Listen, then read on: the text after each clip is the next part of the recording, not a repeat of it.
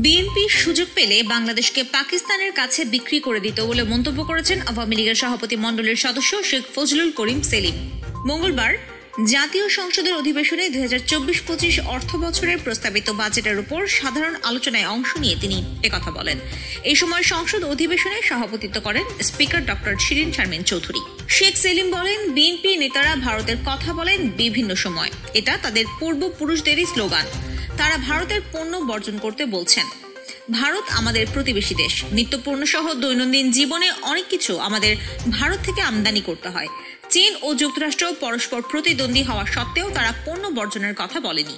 বিএনপির উচিত সবার আগে তাদের ঘরে ভারতীয় যেসব পণ্য আছে তা বর্জন করা, এমন মন্তব্য করে আওয়ামী লীগের সভাপতি মণ্ডলের এই সদস্য বলেন, বিএনপির উচিত সবার আগে তাদের ঘরে ভারতীয় যেসব পণ্য আছে তা বর্জন করা, এমন মন্তব্য করে আওয়ামী লীগের সভাপতি মণ্ডলের এই সদস্য বলেন, বিএনপি বলে শেখ হাসিনা নাকি দেশ বিক্রি করছেন। আপনারা সুযোগ পেলে বাংলাদেশকে তো পাকিস্তানের কাছে বিক্রি করে দিতেন, এমনি দিয়ে দিতেন। আওয়ামী লীগ কোনোদিন দেশ বিক্রির রাজনীতি করে না। বঙ্গবন্ধু কারো কাছে দেশ বিক্রি করেননি।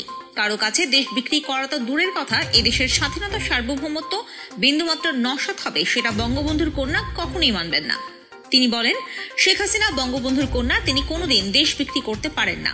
শেখ হাসিনা ত্যাগের রাজনীতি করেন। শেখ হাসিনার একটি বাড়িও নেই, তিনি তো সরকারি বাড়িতে থাকেন, আর তার স্বামীর একটি বাড়ি আছে। শেখ সেলিম আরো বলেন, স্বাধীনতার পর বঙ্গবন্ধুর কিছু কর্মী বঙ্গবন্ধুকে ডিস্টার্ব করেছিল, যে কারণে অপশক্তি বঙ্গবন্ধুকে আঘাত করেছিল।